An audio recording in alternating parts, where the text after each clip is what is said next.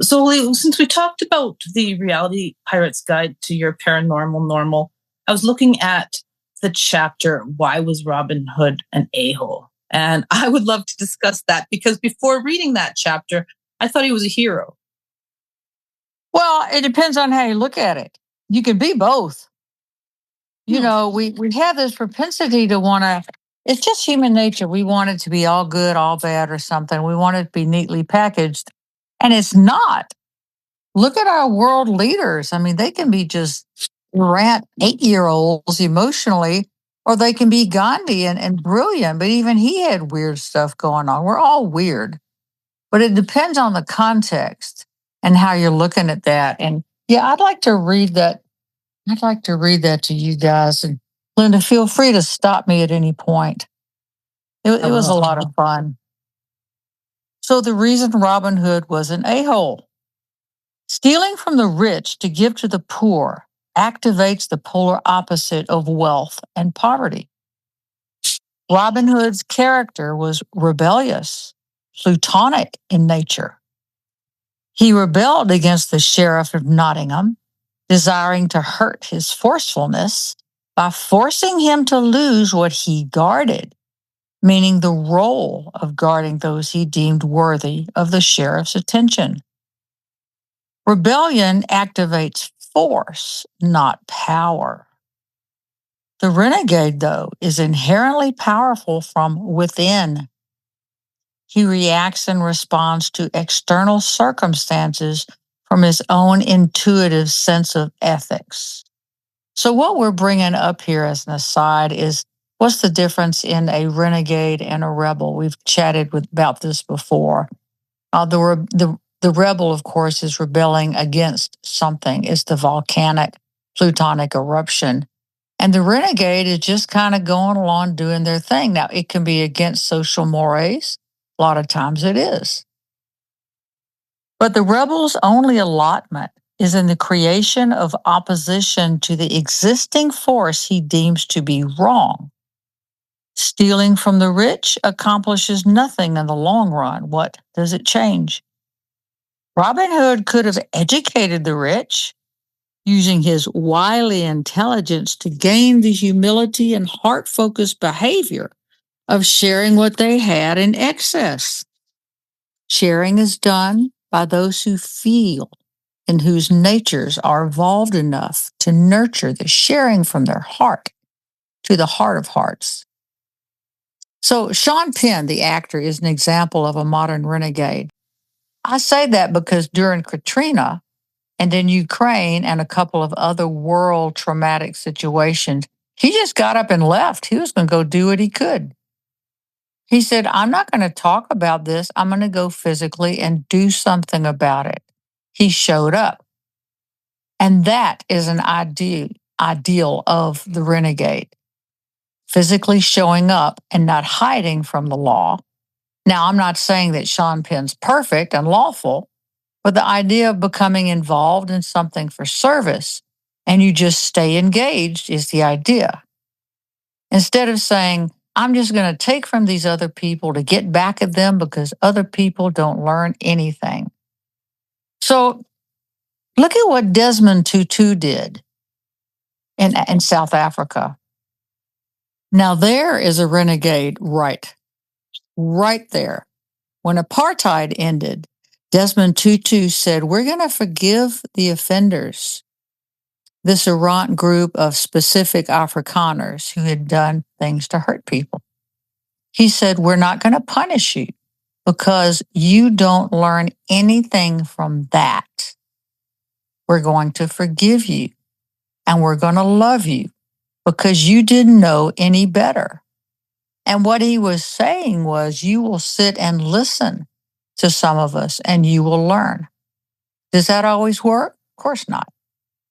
But I think he did a pretty darn good job. So, some people's nerve endings in their body are closer to the surface of the skin than other people. They will feel more acutely getting poked and prodded and jabbed, whatever. And similarly, some people's emotions are apparently closer to the surface, more vulnerable than others. So when we think, what does this bring up in ourselves? What is so close to the surface that we seek vengeance instead of understanding? We definitely need more in the world of that ideal of Desmond Tutu. And we have to start with what, honey? Sorry, I want to clarify something before we go on.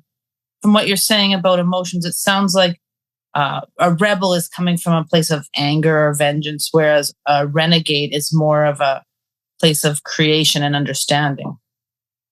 My interpretation of a renegade is somebody who can live in that state and who doesn't really totally fit in anywhere except in their own understanding. They may be a very peaceful person, they may not.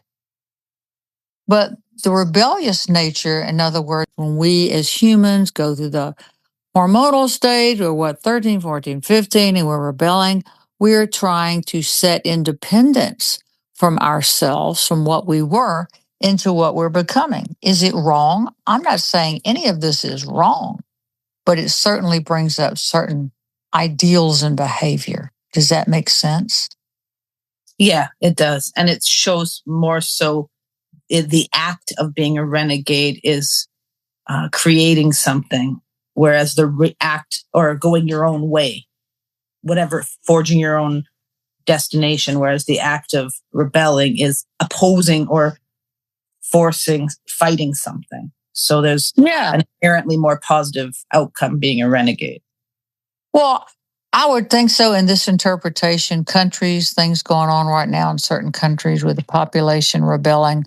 It's the only way to get the attention of an errant government. Is that wrong? No.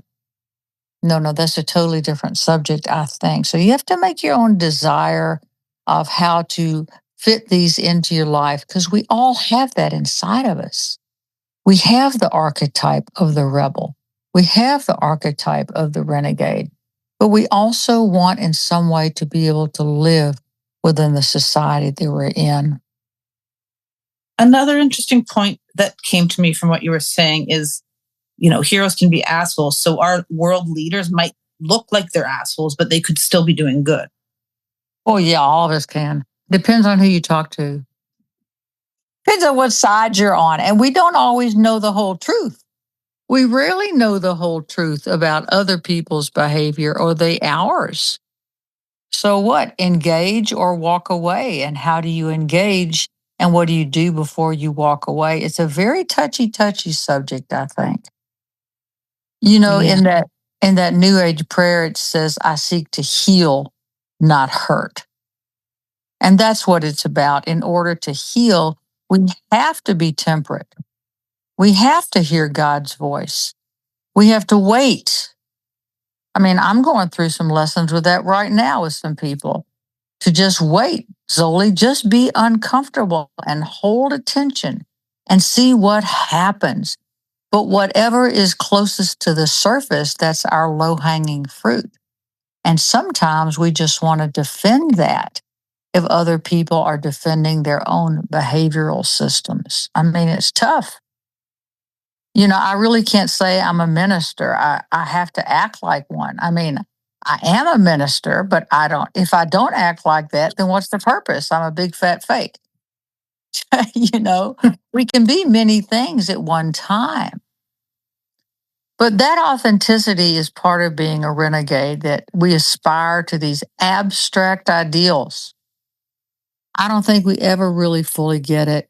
I think a rebel to me is a stop sign.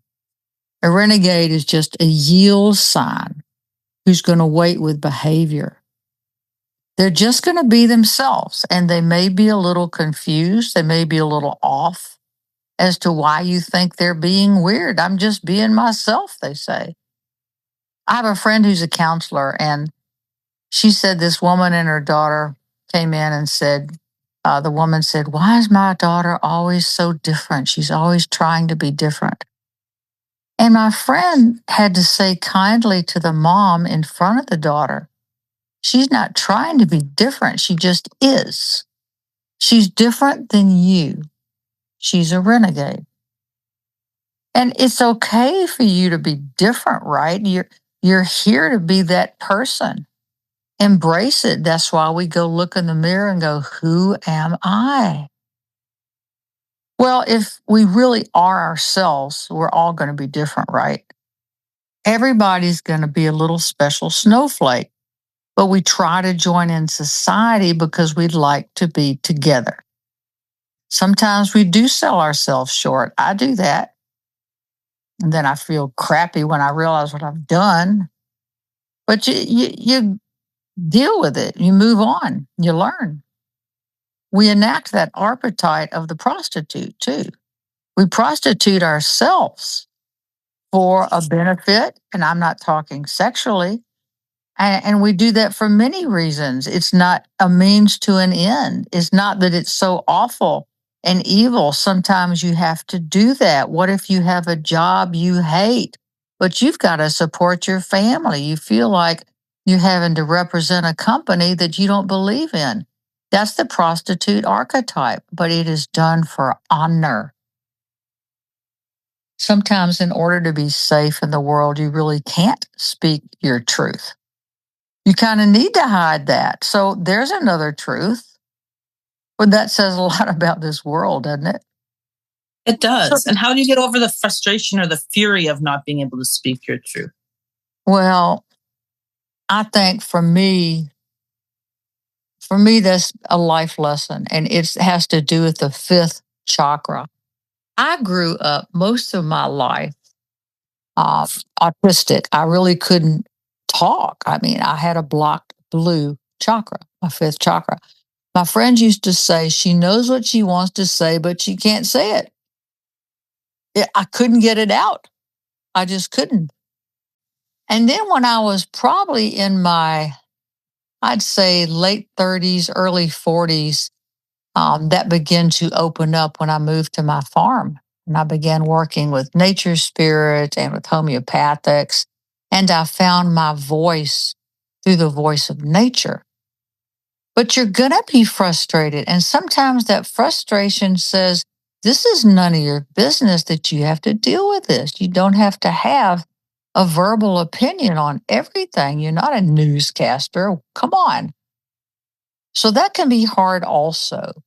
And I think you have to find a peaceful feeling to say, I'm just not going to get all this. And I'm going to be frustrated because right now I cannot speak my truth. Why? It may really hurt somebody. It may sabotage me. It may be totally inappropriate. It may be flat ass wrong. I mean, how many things can we come up with? But I think that's part of life, Linda.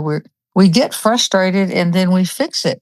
Hopefully, what's happening, and I work on this dedicatedly myself, I work on it, is to be more in the present moment. If I'm not rushing towards the future and running around, I'm going to be more present and I will feel and I will intuit my emotions. I'll feel that and I'll know when to respond and when to walk away. That's an important one to learn. And the intuition that comes with it is so easy to overlook when we're caught up in being upset about what happened and not being present. Yeah, and I think it depends on the person. It depends on what we learn in childhood. How do we keep ourselves safe? I mean, I have the opinion that if Tom and I get into a marital spat, and we will because you're married, you're going to disagree 70% of the time. You just have to learn to do it lovingly, right?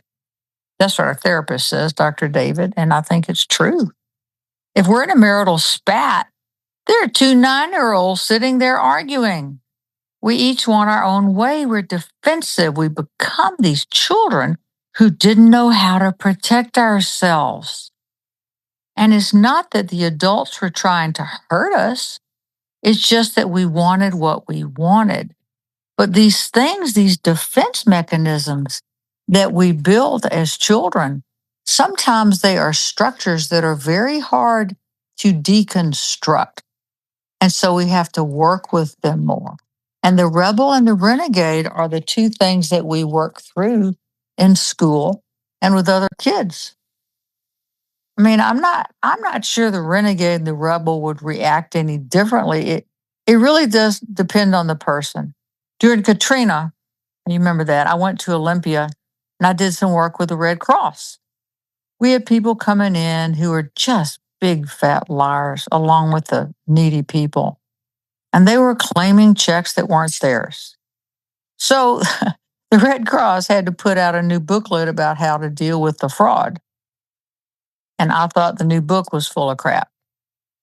So I said, uh-huh. So I just took the old one and I went home and I just called all those people. I just left.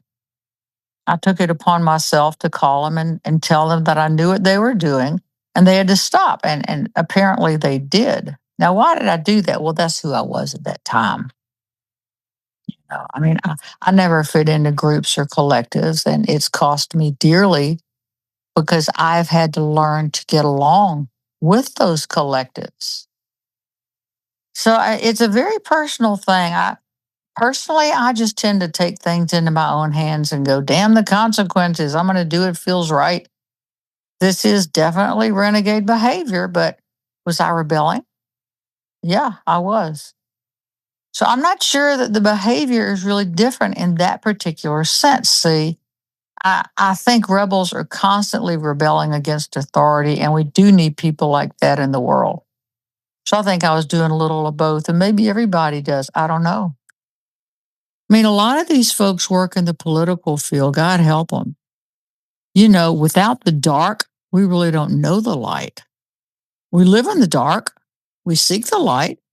Coming to earth is an incarnation. I used to have a friend who said that she had a birth memory coming through the birth canal, and she said, "Oh, here we go again." But we need all kind of people in the world. How can we learn to be compassionate unless we're faced with assholes, right? And sometimes we're the asshole. We can't learn the good things unless we're faced with the icky stuff. Otherwise, we'll never test ourselves. So it's this back and forth, up, down, right, left, this dichotomy that we live in, and we're just trying to balance it. So, what's the solution to all this? Some kind of emotional maturity, finding out, what did you come here to do? Did you come here to be a renegade, a rebel, a fixer? What did you come here to do? What role keeps coming over and over again in your life? That can be kind of fun to look at. I mean, it can be. You might be a person that doesn't go anywhere, but you find yourself in groups of people and they look to you for answers. Or maybe they look to you to fix things or other people. We all have these roles that are so wound up in our everyday life that we often don't see them.